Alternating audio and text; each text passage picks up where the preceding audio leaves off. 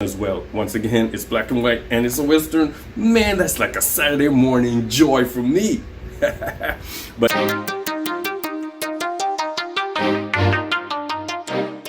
and welcome back to the Angry Teacher channel. I'm Richard Williams, the Angry Teacher. If it's your first time here, thank you for coming by. Thanks for checking out the video. Please peruse the channel and check out some of the other ones and check out the specialized playlist for whatever your niche is, whatever you like, and let me know how it's going. Don't forget to hit the subscribe and the notification for the other videos that I'm going to be dropping later this year. In any case, if you've been here before, you know I love y'all. You know you're part of the family. You know you're part of the community. Shout out to all of you. I love y'all to death. Let's get into the video. Now, because I teach literature, and you know, when you teach literature in high school, for the most part, you've got to actually try to add some of the visuals to it. How do we do this sometimes? Through movies. So I'm going to show some of, not show the movies, but I'm going to tell you about some of my favorite books to movies or plays to movies. And it's a lot of them. So there's going to be a series. You know, yeah, I love those. So the first part is today. I'm excited to get into it. With that said, I am a huge fan of sticking as close to the original or to the written version as possible. So when my kids see it, no matter how boring it might seem to them, obviously, and as a teacher, I'll give you a tip in the end, which is weird because I never do tips in these. You know what? I won't give you a tip. I'll make another video, so you have to check it out. In any case, Pride and Prejudice. Now think Victorian England, where I have all my daughters and like 5 of them, and I have to marry most of them off because they've come of age, and I have to put them out in society so the rich men can see that my girls are well polished and they're ready to be wives. However, one of them doesn't want any of that foolishness. She wants to be independent and do what she wants to do. So there's this battle until love comes in the picture. Beautifully written by Jane Austen. She did that. And so we got movies that were made from this, and they're just awesome. Even the lower spectrum of the movies, there's a Pride and Prejudice and Zombies. So the lower spectrum of the movie version of the book, they're still good because there's something to watch. And that's why, you know, most of the Pride and Prejudice movies have big name stars in it. My favorite, there's a 1980s version. I don't remember the young lady's name right now who plays Lizzie, but it's a very good version. I have to look it up, and I'm going to try to drop all those in the description below. But the PBS version is my favorite. It's very true to the novel, and so you're not losing a lot through the director's creative vision. So check it out. Lorraine Hansberry's A Raisin in the Sun. I love the fact that, and you know, we can talk about the play later, but it's a more relatable time period for the kids. It's like 1940s or between the 40s and the 60s. I can't remember at this point. Chicago, inner city. And the kids seem to relate to it a lot better, especially now that they've made a Diddy version. There's a lot more relatable characters in the new version. Not characters necessarily, but actors in the new version. But it has strong characters regardless of the position. The daughter, the mama, even the little son, I can't remember his name right now, or mama's grandson. These are all powerful characters, and so no matter what version, I think all the versions of that play are good ones. There's the black and white version that has Florida Evans in it, I believe.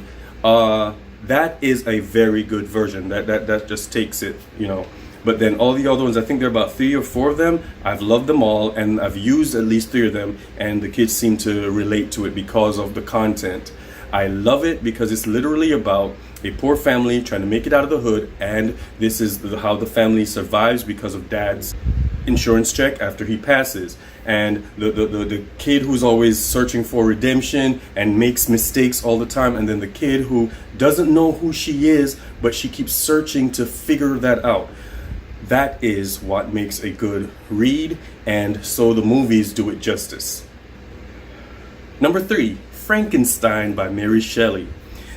We have Mom Just Passed. This little kid playing around, had a great childhood, rich, and had, there's a young lady who he grew up with because she was having issues with her family, and so they became like sisters or more, and so they're growing up and having a great time until Mom passed. And then this young kid is trying to figure out, how do I cheat death? How do I change this so nobody else has to suffer how I've suffered losing my mom? And so he tries to play God. And then he builds another being out of parts of several beings. So, and it works because it's the first Gothic novel by a female, and Mary Shelley wrote that on a whim. They were having contests with her peers, or writer friends, and she put this together and it came out great. So I teach that every year. Because it has classic tropes. It has, the symbols are easy to find.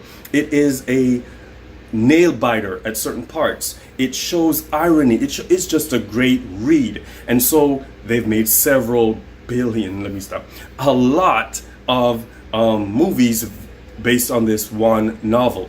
Now, I prefer the Hallmark version away from some of the black and white ones, because the older ones are great. Sometimes the kids can't relate to it because it's black and white. So I try to, even though I like those versions, I try to stay to the one true one that I know is very close to the novel. It's the Hallmark version. It's about 2.5 hours long. So if you want to teach it, you'd have to break it up at least three class periods per period. But it's very close to the novel. It's like the novel acted out, page by page. So use that version, but it's a very good thing to read, and the kids love it. I love it, and especially teaching AP, they can use it for question 3 all the time. Number 4, The Oxbow Incident by Walter Van Tilburg Clark is another good read. Now, I've taught this about 3 or 4 times, not too often, because it is a very long read. It's like fine print, and it's really long. Well, comparatively, it's like 300 and something pages, and sometimes my kids find it overwhelming. Why? It's a Western, and I love Westerns. However, it's old and long, so sometimes I shy away from it depending on who I have in front of me that year, but it's a very good novel to teach. With that said, it's about our humanity. There's about 3 guys who've been hunted down because they thought that they were cattle rustlers, that they were stealing cattle, and so the town finds them, and very poor town, by the way. They find them and they want to string them up and hang them, but there's always people in the crowd kind of questioning, should we do it? Is this the way to do it? Should we do mob mentality? Should we try to do something that is not our place to do it? And so things happen throughout the novel, and a lot of people, there's racism, there's sexism, there's morality issues, a whole lot of stuff going on there. So it's a very good thing to read. It might take you, if you want to teach it, it might take you a whole grading period. That's how long and deep and rich it is as a work.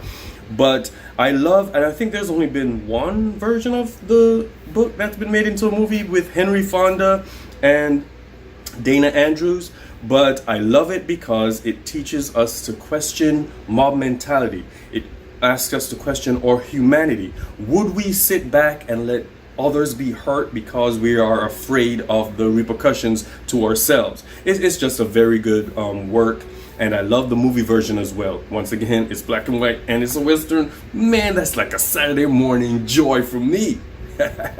But check it out. If you want to teach it, I have some supplies and materials and resources. Let me know. Bend in the River. That is another Western. I'm just throwing them all in there. For the first one, you might not see that many in the other series for the book to movies, my favorites, but I'm gonna do it now. Bend in the River is based on the book Bend of the Snake by Bill Gulick, and it's also not too short. It's like a long Western as well, but it is a good novel to read. It's a good book. It's a good movie to watch and teach as well, or to use in the classroom. With that said, it's not black and white. It's a Western, but it's not black and white. The James Stewart, Rock Hudson are in the movie, so you know it's good and well acted. It's like a CinemaScope, so the color is nice and rich, and so the kids can get into it. So you might have to pause it periodically to kind of explain what's going on and show them on. But it's basically a guy who comes into a town and they're trying to take cattle from one part of the American landscape to another, and so the river is one of the problems that they face. They deal with the Indians. They deal with a whole bunch of stuff. Their own people going against them, trying to get to the other location. So it's a lot going on. And so once again, those subplots, man, it's very iconic themes, or good versus evil, determination, surviving adversity. All that stuff is in there, so it's a good read. And I love the fact that it wasn't too far from the novel. The movie is great, the novel is great. Check it out. Bend in the River. 12 Years a Slave by Solomon Northup. Very well acted, popular actors in it. I don't remember any of their names right now, but just trust me on that.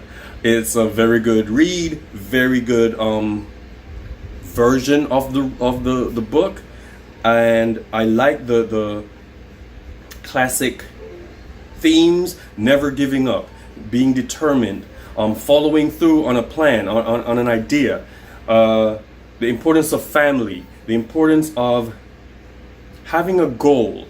These are things that, you know, our kids need to know. Our kids need to see how blacks address adversity and make it to the other side and still have some dignity and oh my god, I just love this. I didn't think it was a big deal when it first came out, so it took me a while to warm up to it and to jump on the bandwagon as everyone else, but I'm glad I did because I loved it, I enjoyed it. And the only version of the movie I know that was made, it was made maybe about 5 to 10 years ago. And it's a big deal. I think it was 2012 actually.